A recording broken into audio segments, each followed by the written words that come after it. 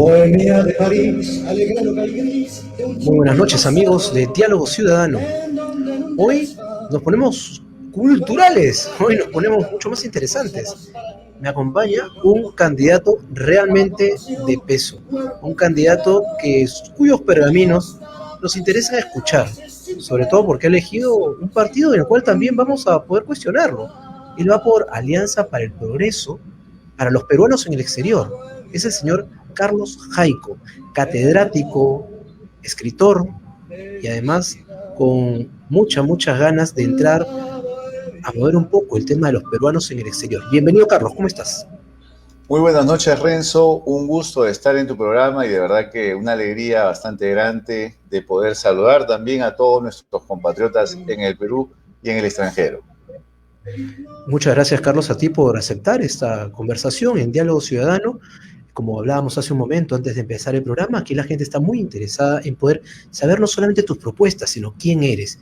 Algo decía yo al inicio, que tú has estado mucho tiempo fuera del país, conoces la Sí, experiencia de los ciudadanos peruanos en el exterior, pero cuéntanos cómo fue tu experiencia afuera.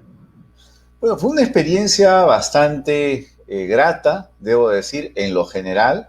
Evidentemente, para quien sale del país es todo pues un cambio total, ¿no? Son de verdad 360 grados en los que uno debe inmediatamente imbuirse de una nueva cultura, una nueva lengua, una nueva, digamos, idiosincrasia a la cual uno debe pues acceder y sobre todo avanzar. Esos retos los peruanos en el extranjero los conocemos porque va desde el inicio, ¿no? Es una ruptura prácticamente que uno tiene cuando deja acá la familia, los amigos, el barrio, la urbanización donde vivía, el país, para ir a un país nuevo, ¿no? Eso Carlos, es además todo. tú sales desde Chimbote, Exactamente, Ancash, y te vas a estudiar fuera, vas a hacer tus exacto. estudios superiores afuera. Sí. ¿Es porque vienes de una familia rica, acomodada, plata como cancha también? ¿O cómo han sido tus inicios? Mis padres son profesores, son educadores egresados de la Universidad Nacional de Trujillo. Se conocieron ahí, bueno, ya ellos son originarios también de Santiago de Chuco, y mi padre fue destacado a Chimbote, mira. Entonces ahí tuve yo la suerte de nacer en Chimbote, porque de verdad fue una infancia feliz, hermosa, comí pescado de todo tipo.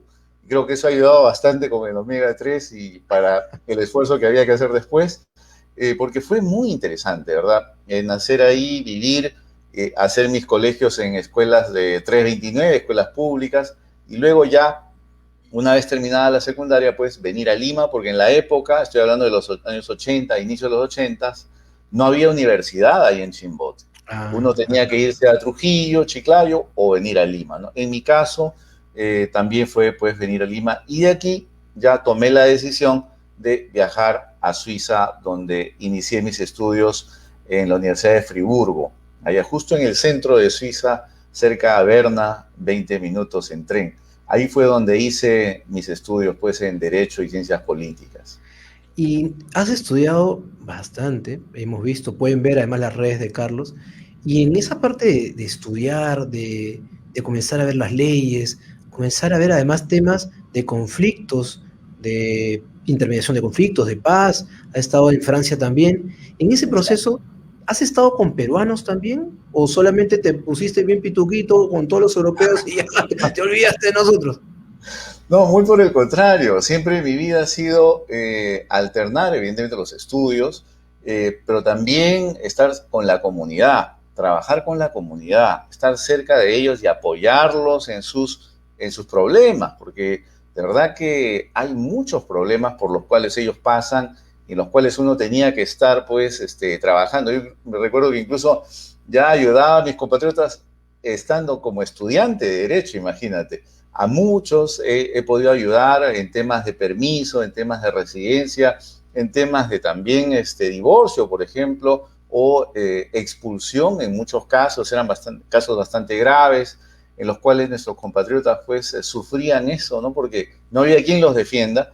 Entonces había que avanzar en ese caso. Luego ya han venido temas un poquito más, digamos, fuertes, como es la protección a la mujer contra la violencia conyugal, por ejemplo, y no solamente en Suiza, también en Europa, hemos hecho un trabajo de sensibilización, porque en la época, te estoy hablando de inicios de este milenio, en el año 2000, todavía pues había en Suiza, por ejemplo, un código civil bastante cerrado, muy, digamos, local.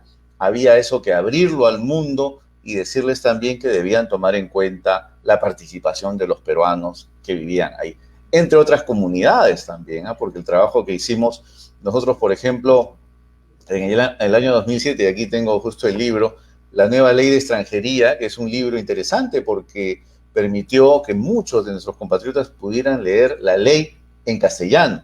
Eso fue importante, pero no solamente fue una traducción, sino que también fue una explicación de cómo se aplica y en qué situaciones se podía aplicar. Vamos por partes, Carlos. Vamos por partes. Entonces, tú has mencionado algunos temas que ya son clave para todos los peruanos en el exterior. Yo tengo mi familia, 25 años también en el exterior, no los veo muy poco, y me preocupa también su situación desde que se fueron, su situación legal, su situación social, cuáles son las dificultades y cómo es que el Estado peruano los protege, los apoya o simplemente son unos padres que tienen que pasar pensión por alimento, tienen que juiciar.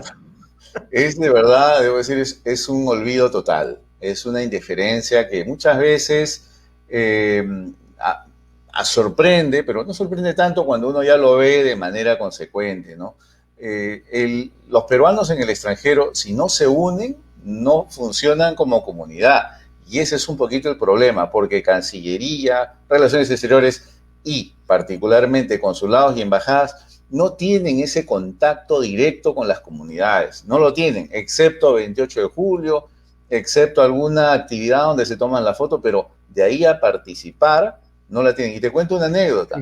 Una vez, allá en Suiza, asesinaron por desgracia a la hija de un peruano. Y recuerdo que fue un tema muy fuerte porque evidentemente fue un crimen atroz.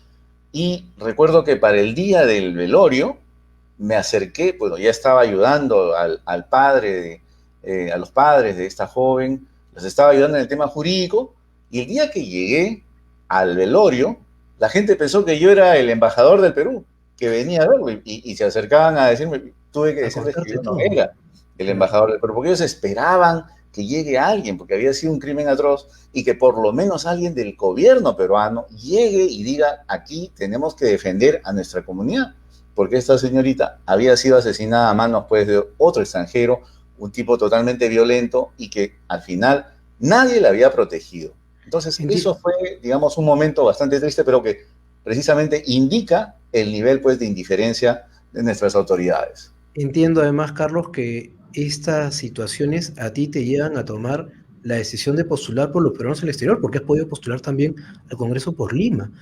Pues entonces, ¿cuáles son aquellas realmente propuestas que tú dijeras, ¿sabes qué?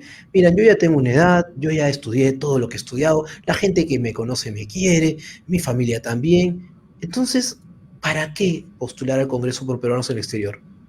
Bien, yo pienso que hay todavía un programa para llevar adelante, y ese programa todavía no lo hemos acabado. Es importante seguirlo y sobre todo complementarlo. Por ejemplo, en lo que es la representación de los peruanos en el extranjero. Hasta ahora, el año pasado, hemos logrado solamente 2 curules más, pese a que somos una población en general de más de 3 millones y una población electoral de 970.000 peruanos. Entonces, ves, todavía con 2 curules es poco. Yo pienso que ahora, en los trabajos que se hagan sobre la bicameralidad, por ejemplo, podamos aumentar 2 curules más para los peruanos en el exterior en el Senado de la República. Porque esa es la intención, es la visión que tenemos. Pero de esa forma, Carlos, también tendríamos que pensar los peruanos que estamos aquí en el suelo patrio, decir, bueno, pero los peruanos en el exterior están en su vida, están bien por allá, pagan sus impuestos por allá. ¿Cómo desde el Congreso de la República podemos impulsar propuestas legislativas para poder tener esa relación, como sentirnos parte del Perú estando fuera? Exacto. Y eso es algo que se debe impulsar. La política peruana en ese sentido, con los peruanos en el extranjero, es únicamente de olvidarlos una vez que salen de las fronteras. Y eso me parece que no es normal. ¿Por qué? porque los peruanos en el extranjero colaboran con la economía del Perú. Es el primer aporte que hay. Las remesas, por ejemplo, siguen llegando a nuestro país de manera bastante amplia, pese a la pandemia. El año pasado tenemos alrededor de 800 millones de dólares que han llegado, con pandemia y todo. Entonces quiere decir que siempre hay un aporte a la economía, una inyección de dinero fresco, de divisas que llegan acá y que entran al circuito económico. Ahora, un segundo punto importante de los peruanos en el extranjero es que a través de ellos se vehicula el arte, la cultura, el folclore, la gastronomía peruana. Somos entonces los embajadores del Perú en el mundo. Qué mejor, pues, carta de presentación que podemos tener. Pero hay un detalle ahí, ¿no, Carlos? Porque, o sea, los peruanos en el exterior que comienzan a impulsar la cultura, la gastronomía, el arte, prácticamente lo hacen porque se juntan y aman a la patria, pero ¿qué tanto desde aquí tenemos políticas culturales para la gestión cultural en cada uno de los otros países mediante los consulados, ¿no? Muy pocas o casi nada. Mira, estas asociaciones, por ejemplo, funcionan sin ningún tipo de apoyo económico, o sea, sin nada. Se sostienen únicamente porque cada quien pone y participa en eso. Y te doy un ejemplo. Nosotros siempre, por ejemplo, en octubre hemos celebrado la Misa del Señor de los Milagros. Y siempre hemos necesitado, por ejemplo, porque yo toco cajón y he tocado cajón durante las misas, por ejemplo, eso lo he tenido que venir a traer desde el Perú. Me he llevado cajones para allá para tocar para el grupo. O sea, y así es, guitarras. Luego también, si queríamos hacer, por ejemplo, un baile, un guaylas, teníamos que llevar de acá también los trajes. Pero yo imagino, Carlos, que ahora que tú estás postulando al Congreso, esa situación de ya ustedes nomás háganlo y yo me quedo bien sentado va a cambiar, ¿no? Bueno, yo lo que pienso es de que precisamente por eso es que nosotros estamos planteando que el 20% de las tasas consulares en el mundo deben ir a apoyar el trabajo de nuestras asociaciones en el mundo. Eso es importantísimo, ese 20% debe llegar. Esa tasa que retorne, digamos, para los propios peruanos que están en esa zona. Exactamente. Correcto. Es importante. Ojo que a nivel mundial hay 70 millones de soles que se recaudan en todo lo que son tasas consulares. De eso, un 20% debe ir a lo que es, pues, el trabajo de asociaciones culturales, folclóricas, gastronómicas. Otros países lo hacen, el Perú no lo hace. Y te diré que hacer este tipo de actividades cuesta, no es fácil, ¿eh? Hay que querer mucho al Perú y nosotros lo queremos tanto que siempre hemos hecho esas actividades, nos ha salido bien. ¿Y por qué? Gracias, pues, a ese empeño, esfuerzo y sobre todo, pues, gran amor por la patria que tenemos. Pero quien quiere también corrige, ¿verdad, Carlos? El padre que quiere también corrige. ¿Tú qué quieres ser ahora? ¿Padre de la patria por los peruanos en el exterior? Hay dos preguntas que nos están haciendo ahora en las redes y vamos de frente con ellas, ¿no? La primera es, no solamente tu opinión, sino me imagino que estarás indignado, pero los diplomáticos que han estado envueltos en el tema de Vacunagate, ¿qué es lo que pasa por su cabeza? ¿Qué harías tú si fueses congresista frente a lo que ha ocurrido ahorita? Bueno, lo primero es, te voy a decir, no me sorprende. No me sorprende porque siempre ha sido esa política del ampay me salvo. Y eso lo hemos visto. Son funcionarios bastante alejados de la realidad, gente que no conoce a nadie, que nunca ha ido por lo menos a una apoyada o a alguna actividad de los compatriotas, de verdad, y es triste. Y eso que nosotros representamos bastante bien al Perú, pero no lo han hecho. Entonces, en este caso, debo decir que no me sorprende. Segundo, que a nivel de la sanción, esta gente debe ser totalmente inhabilitada, definitivamente inhabilitada para toda función pública, porque esa es la peor traición que le han podido hacer al pueblo peruano. Más aún, no hay que olvidar que hemos tenido 300 médicos muertos, ¿no?, por COVID, tanto como enfermeros, enfermeras, personal sanitario, gente que esperaba la vacuna y que nunca llegó porque ellos se la pusieron primero.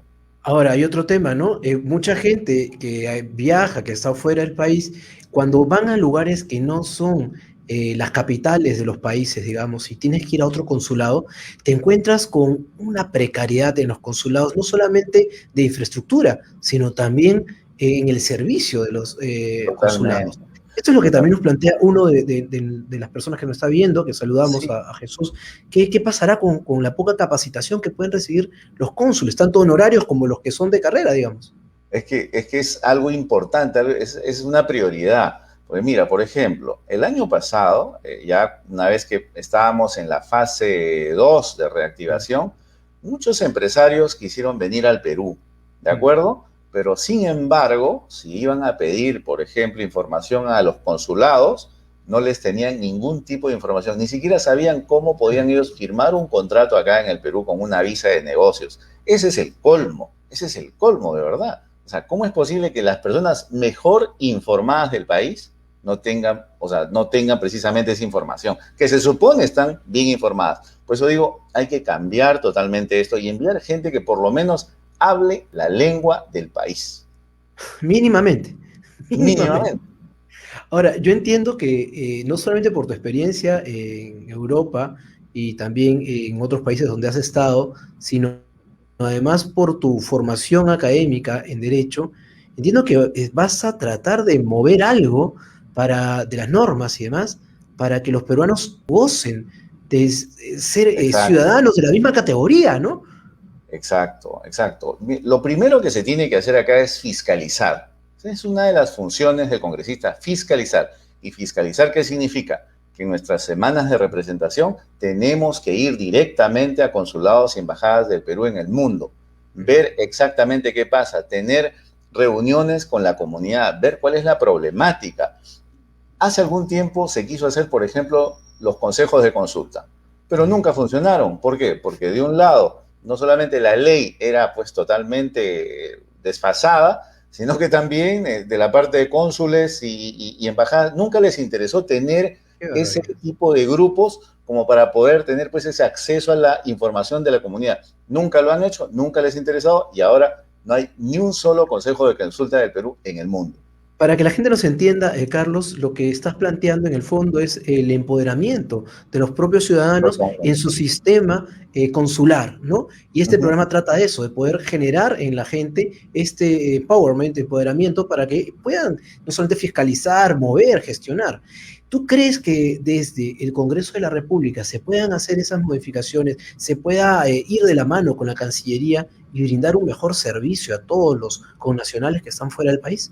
Sí, se puede y se debe hacer. El único problema es que durante estos años hemos tenido pues la desdicha de votar por pues, gente que vivía en Lima y esa gente prácticamente no conocía o no conoce la problemática de los peruanos en el extranjero y por eso tú los veías que eran congresistas que más que ir a ver a la comunidad se iban de shopping. Yo he visto a Claro. varios. Una vez me fui, me acuerdo, a Milán a ver Miami. a un par de congresistas que habían llegado con toda ilusión, los fui a ver, me hice el viaje desde Suiza hasta Milán y llego y al fin y al cabo tuvieron media hora de reunión y luego se fueron a hacer shopping. O sea, eso me parece que es un insulto y eso debe cambiar. Precisamente desde el Congreso, no olvidar que la primera función del congresista es fiscalizar. Y eso es lo que haremos a partir de este 28 de julio, que ya lo estamos haciendo, pero con mayor severidad a partir de este 28 de julio. Ahora, entiendo que tú estuviste muchos años fuera y has podido estar en contacto con los peruanos en el exterior, porque tú también eres un peruano exterior, pero regresaste al Perú y la gente tiene que saber que tú también tienes cierta experiencia ya en el Congreso, o sea, sabes de qué van las normas, sabes qué se puede Exacto. hacer, qué no se puede hacer, o sea, no vas a ir recién a decir, uy, me siento y ahora qué hago acá. Exacto, ¿no? Y es cierto porque he tenido el privilegio y el honor de verdad de estar el año pasado en la Comisión de Constitución y Reglamento. Dicho sea de paso, hemos trabajado esta ley que ha permitido que los peruanos en el extranjero tengan pues estas dos curules en el Congreso. Y ese trabajo ha sido interesantísimo porque al fin y al cabo hemos empezado, mira, el 28 de abril, que fue la primera sesión de la Comisión de Constitución, y que acabó pues a fines de diciembre, esa legislatura, y en todos esos meses, que son 7 meses y medio, ponte casi 8 meses, hemos procesado 170 proyectos de ley. Eso de verdad es una masa enorme de trabajo, pero lo hemos hecho con todo el amor por la patria. Ahora, no hay que olvidar que eran tiempos de COVID, ojo, teníamos 160 contagiados en el Congreso, pero eso no nos ha impedido trabajar. Hemos avanzado, hemos hecho 20 dictámenes y en el momento actual hemos ya hecho 11 leyes de la República publicadas y que son pues de beneficio para todo el Perú. Eso es importante remarcarlo. Entonces, llegamos con una experiencia sólida, consolidada, y que va a permitir, pues, seguir avanzando con los derechos de los peruanos en el extranjero. Ahora, mucha gente además se puede preguntar a estas alturas de la entrevista, dice, esta persona tan preparada, ¿por qué está está yendo con el partido de César Acuña? ¿Qué méritos tiene el señor Acuña para poder captar a estas personas como tú y otros más que tienen bastantes buenos pergaminos? O sea, ¿cuál es aquella habilidad, aquella cualidad que a ti te llama la atención del candidato Acuña? Bueno, el ingeniero Acuña ha tenido algo interesante y es precisamente de analizar el perfil y ver esa experiencia que nosotros tenemos, ese conocimiento claro, real de la vida de los peruanos en el extranjero, porque somos peruanos del extranjero. Entonces, esa fue una primera, digamos, condición para poder postular con el número 1 de Alianza para el Progreso. Un segundo punto también fue la experiencia profesional, porque estando, por ejemplo, en el Congreso, había que, pues, poner todo el bagaje técnico, profesional y de conocimientos al servicio de todos estos proyectos de ley que hemos hecho avanzar. Y, pues, evidentemente, ahí están los resultados, ahí están las pruebas. Hemos hecho un trabajo excelente y que de verdad eso va a continuar de seguro hasta este 28 de julio.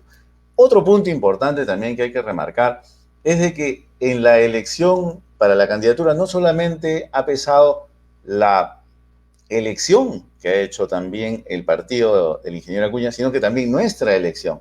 Y debo decir ahí que Alianza para el Progreso, durante este tiempo que estoy con ellos, ha demostrado ser un partido organizado, sólido. Y eso es algo importante que quiero remarcar. En el Perú vemos muchos caudillos, populistas, gente que nace aquí y por allá, pero ojo, la democracia no se construye con personajes, eso no, eso trae inestabilidad. Y precisamente eso es lo que no se quiere. El artículo 35 de la Constitución lo dice claramente. Son los partidos políticos, las organizaciones políticas las que vehiculan la voluntad popular, no un personaje que sale de la noche a la mañana y que pues lanza propuestas y En este proceso, Carlos, como si fuera a resolver todo. Ese en tipo de ese, mesiánicos. en ese proceso, Carlos, que tú has estado en el Congreso, muy cerca de la política, además, ya por postular ahora mismo como candidato, ¿hay alguna situación que te haya hecho pensarlo dos veces por las formas como se ha manejado la bancada de Alianza para el Progreso, siendo además muy criticada en varias oportunidades por sus idas y vueltas? ¿Qué nos garantiza que tú, con tus capacidades, con la voluntad que tienes, puedas impulsar realmente esta agenda, sin las idas y las vueltas que la política Exacto. partidaria va a dar? Bueno, en primer lugar hay que decir que el congresista no tiene pues ningún tipo de consigna para votar. Y eso es importante. Es importante saberlo. No hay aquí un jefe que está pues ahí en el WhatsApp tipo la botica dando instrucciones para que se vote de una manera u otra. Eso no existe, eso no es democracia. Eso es simplemente... No vamos a ver nunca un WhatsApp de Alianza para el Progreso, ni un Telegram, ¿ah? Seguro, ¿no? Carlos, mira que yo lo Evidentemente, saco, y eso no existe porque la Constitución lo dice claramente que el congresista vota sin ningún tipo de consignas, según su conciencia y en beneficio del país. Y eso es lo que yo voy a hacer. Ahora, con respecto a lo que hubo el año pasado, mira, la historia nos está dando la razón. La primera vacancia a Martín Vizcarra no se apoyó. Se dijo que no porque no habían suficientes pruebas. La segunda ya habían suficientes pruebas. Y mira tú ahora lo que está pasando. Precisamente ahora aquellos que en esa época decían que no, ahora dicen, pues sí, tenían razón. Están destapándose una tal olla poner a de Merino, ahí situaciones sí, que la es verdad... una, pero hemos puesto a Merino, Carlos, por el amor de Dios, no, evidentemente. Merino no tiene Evidentemente ahí estamos ni medio totalmente de acuerdo. pergamino de lo que tú tienes, hermano. No te No, totalmente de pases. acuerdo. Yo en eso coincido plenamente contigo. El señor Merino, no, pues, no, tampoco. Ese era el problema. Pues, o sea, la democracia muchas veces te lleva a esas situaciones límite en que tú dices, bueno, está bien por un lado este señor, no merece seguir en la presidencia, pero por otro lado estás llevando también a alguien que es pues totalmente incompetente, ¿no? Ese es un gran dilema que se tuvo el año pasado y que felizmente se llegó pues a una mejor mesa directiva, la cual ha llevado a otra persona a la presidencia, ¿no? Eso me Pero, parece totalmente normal. Carlos, mucha gente que te sigue y además que conoce tu trayectoria, quisiera saber si realmente vas a poder seguir conservando esa voluntad frente a casos como, por ejemplo, ¿no? De Humberto Acuña u otros que puedan aparecer que tú no, tal vez ni conozcas, ¿no? Todos los que puedan entrar al Congreso, que vayan contigo, de repente entra cualquier piraña. Entonces, Exacto. tú puedes dar esa garantía, de decir, a ver, yo Bueno, tengo estos pergaminos, a mí no me van a digitar. exactamente. Porque mira, ya llegado a este punto en la vida, creo yo que ya estamos nosotros más allá del bien y del mal, como diría Nietzsche. ¿Y por qué? Porque precisamente tenemos una vida académica hecha, una vida profesional hecha, y lo que queremos ahora es construir por nuestro país y por todos nuestros compatriotas. Eso es importante, es una visión que tenemos bastante clara. Ahora, con respecto a la corrupción y con respecto a todo este tipo de perfiles que vemos, pues yo creo que el Perú está avanzando bastante bien. Y Alianza por el Progreso también está sacando a todas esas personas que pues no deben estar en una acción política o en un partido político. El último caso que hemos visto con esta señora en Tacna, por ejemplo, que pues evidentemente sorprendió a todos, inmediatamente fue eliminada, expulsada del partido, lo cual me parece la conducta más rápida y certera que ha tenido. Entonces, seguimos avanzando, siempre tratando de captar a los mejores, porque son ellos quienes lo van a llevar pues a consolidar más un partido político. Y en esto quiero decir también que aquí lo que nosotros debemos consolidar son partidos políticos, no solamente vientres de alquiler. Eso es muy importante. La estabilidad de nuestro país depende de eso. Y yo veo a muchos que se dicen, yo soy invitado. Quiero decirles que la política peruana no es una fiesta, no es un quinceañero, Una fiesta COVID. no es una fiesta COVID, no es así.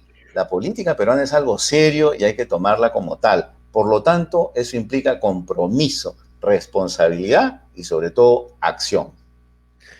Yo te agradezco, Carlos, por este espacio de diálogo y que la gente te ha podido conocer un poco más, pero además me gustaría saber, como unas últimas preguntas, ¿cuál es tu opinión respecto al Estado y el sector privado?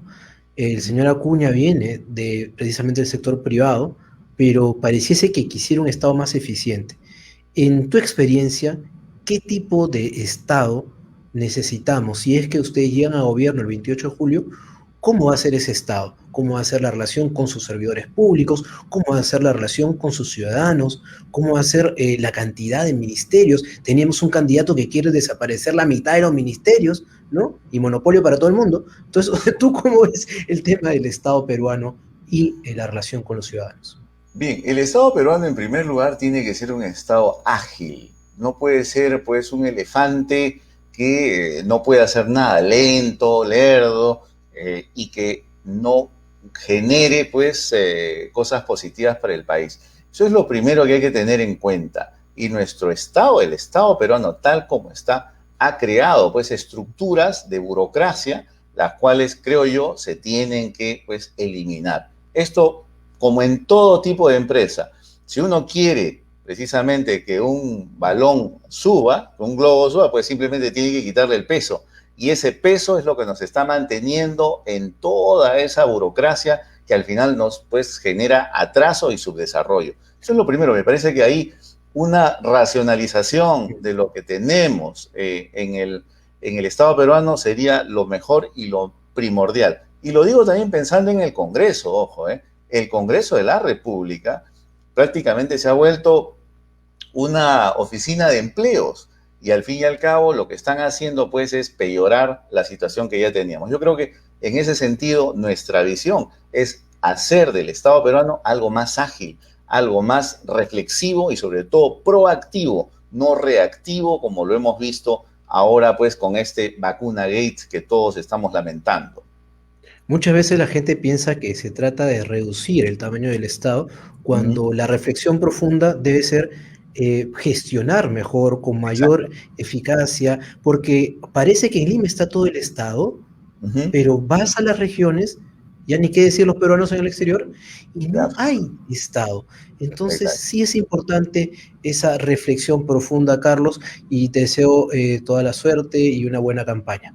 Una última información para los que aún no se animan a votar por ti. ¿Qué les dirías? ¿Por qué votar por ti? ¿O para qué votar por ti? ¿Para qué van a votar por Carlos Jaico?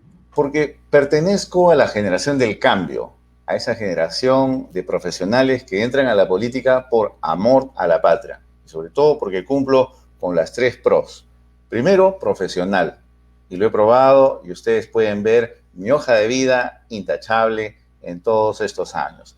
Dos, también probo, precisamente porque durante toda mi vida me he conducido con honestidad y transparencia.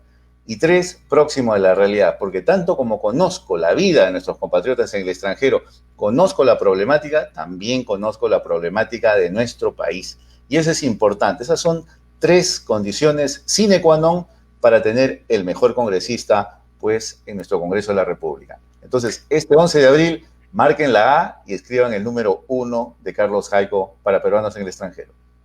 Muchas gracias, Carlos, y a todo el equipo que te está acompañando en esta campaña electoral para que puedan perseverar y seguir con toda la voluntad que tienes y que no cambies. Si cambias, vamos a estar ahí igualmente. Un abrazo y Seguiremos mucha adelante suerte. con visión. Muchas gracias, Renzo. Buenas noches. Buenas noches. Amigos de Diálogo Ciudadano, hemos tenido la presencia del señor Carlos Jaico, postulante al Congreso por los peruanos en el exterior por el partido Alianza para el Progreso, A1. Y además tiene muchísima experiencia, muchísima capacidad comprobada. Lo que nos hace dudar precisamente es, bueno, ¿y qué tanto puedes hacer tú, hombre, frente a todos los congresistas que solemos conocer? Son retos que nos plantea él también el hecho de comenzar a ser un Estado más eficiente y poder articular con los peruanos en el exterior para empoderarlos. No se trata de cambiar a uno y meter a otro en las embajadas, sino se trata de poder gestionar este servicio consular de manera que los peruanos en el exterior puedan ser considerados también ciudadanos de primera categoría.